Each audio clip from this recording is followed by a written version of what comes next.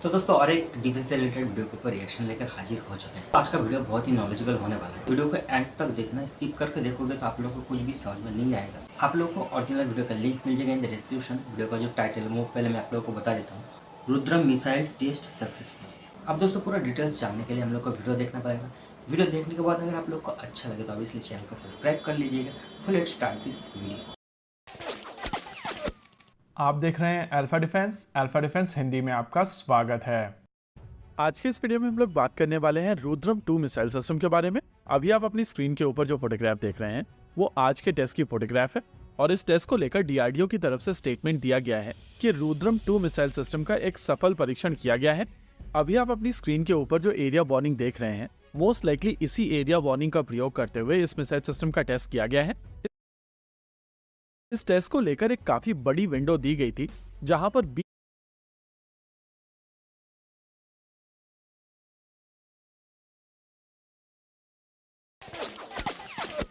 आप देख रहे हैं अल्फा डिफेंस हिंदी में आपका स्वागत है।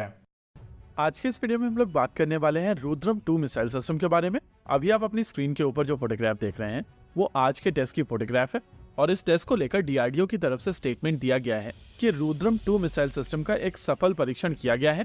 अभी आप अपनी स्क्रीन के ऊपर जो एरिया वार्निंग देख रहे हैं मोस्ट लाइकली इसी एरिया वार्निंग का प्रयोग करते हुए इस मिसाइल सिस्टम का टेस्ट किया गया है। इस टेस्ट को लेकर एक काफी बड़ी विंडो दी गई थी जहां पर 20 तारीख से लेकर 31 तारीख के बीच में इस मिसाइल सिस्टम का टेस्ट किया जाना था। और मैं आपको यहां पर एक चीज बता देता हूं कि ये टेस्ट इस मिसाइल सिस्टम का पहला टेस्ट नहीं है। इससे पहले भी रुद्रम 2 मिसाइल सिस्टम का टेस्ट किया जा चुका है। हालांकि इस बार डीआरडीओ की तरफ से ऑफिशियली इस टेस्ट को डिक्लेयर किया गया है और न ही केवल डिक्लेयर किया गया है बल्कि रक्षा मंत्री की तरफ से खुद एक ट्वीट करके इसको एक्नॉलेज किया गया है। अगर रुद्रम 2 मिसाइल सिस्टम की बात की जाए तो ये एक air launch air to surface missile system है जो 2 वेरिएंट्स में आएगी। एक जहां पर पैसिव होमिंग सीकर होगा जो एंटी रेडिएशन मिसाइल सिस्टम के तौर पर काम करेगी और ये मिसाइल सिस्टम रेडार से आ रही तरंगों के ऊपर खुद को लॉक करके उसी के ऊपर खुद को गाइड भी करेगी, यानी कि लंबी दूरी पर एनिमी के वेपन सिस्टम्स को टारगेट करने के लिए ये आपका वेपन ऑफ चॉइस होगा। हालांकि आमतौर पर एंटी रेडिएशन मिसाइल सिस्टम के लॉक को ब्रेक करने के लिए एनिमी की तरफ से अपने रेडार्स को बंद कर दिया जाता है, लेकिन Rudram 2 anti radiation missile system के केस में इसकी सीकर असेंबली में एक और मैकेनिज्म होगी जहां पर imaging infrared Sikar radar radiation बंद होने के बाद भी खुद को रेडार के ऊपर लॉक करेगा। वहीं अगर बात की जाए दूसरे वेरिएंट की तो वहां पर पैसिव होमिंग हेड का प्रयोग नहीं किया जाएगा। केवल इमेजिंग इंफ्रारेड सीकर के साथ में ये मिसाइल सिस्टम एक एयर टू ग्राउंड वेपन के तौर पर काम करेगी।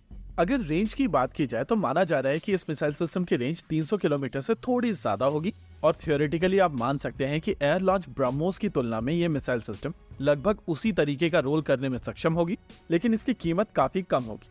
वैसे इस समय air launch BrahMos missile system की रेंज एक्सटेंड की जा रही है और वो एक्सटेंडेड रेंज मिसाइल सिस्टम लगभग 600 किलोमीटर की दूरी पर अपने टारगेट को मारने में सक्षम होगी। हालांकि आने वाले समय में जो रुद्रम सीरीज की तीसरी मिसाइल सिस्टम टेस्ट की जाएगी उसकी रेंज 600 किलोमीटर से ज्यादा होने वाली है और आप थ्योरेटिकली कह सकते हैं कि ये मिसाइल सिस्टम रेंज में ब्रह्मोस एक्सटेंडेड रेंज के बराबर की होगी। वैसे रुद्रम सीरीज की missile system quasi ballistic missile systems होंगी और इस तरीके की मिसाइल सिस्टम्स आमतौर पर हवा में काफी ऊपर तक जाती हैं और फिर ग्रेविटी के प्रभाव में इनका वॉरहेड जमीन पर आकर गिरता है।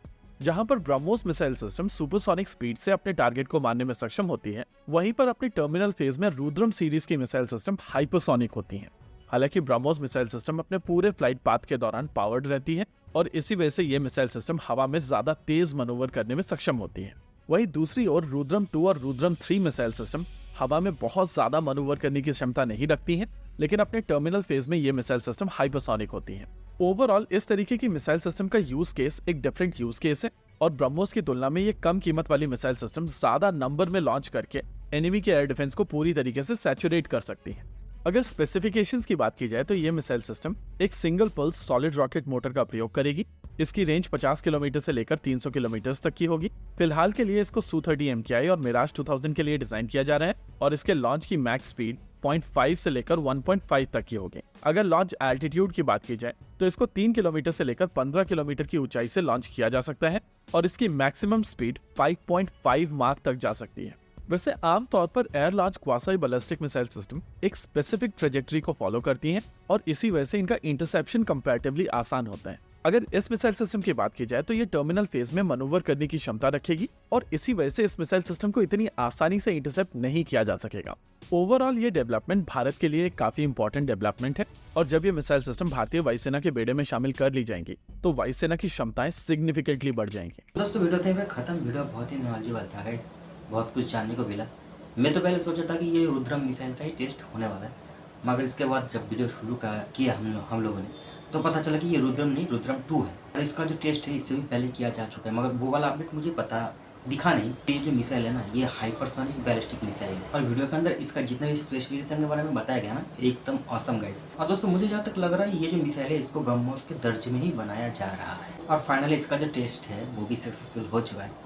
अब इसके बाद और भी टेस्ट होने वाला है, आई होप, मुझे जहाँ तक लगता है। जब पूरा मिसाइल बनकर रेडी हो जाएगा ना गाइस, चीन और पाकिस्तान का जो चेहरा है ना देखने लायक होगा। तो इसका मतलब ये नहीं है ना कि हम उन्नति करना बंद कर दें, जलने वाले तो जलेंगे ही ना। हमारे इंजीनियर और साइंटिस्ट जिस तरीके से बढ़ चढ़ के इंडिया के डिफेंस सेक्टर में काम कर रहे हैं ना, मैं तो चाहता हूँ आप लोग किसी तरीके से हमारे इंडिया के सेक्टर में काम करते रहिए, डिफेंस के सेक्टर में, और हमारे इंडिया को और भी आगे बढ़ाकर लेकर जाइए, क्योंकि आप लोग ही हमारा सब कुछ हो। तो दोस्तों ओवरऑल वीडियो तो मुझे बहुत ही अच्छा लगा। आप लोग को कैसा लगा आप लोग कमेंट में जाकर बता सकते हो। वीडियो देखने के बाद अगर आप लोग को थोड़ा सा भी कुछ नॉलेज मिला हो तो ऑब्वियसली वीडियो को लाइक कर दीजिएगा, शेयर कर दीजिएगा। इसी तरीका और भी नॉलेजेबल टॉपिक को लेकर मिलते हैं नेक्स्ट वीडियो में। तब तक के लिए जय हिंद, जय भारत।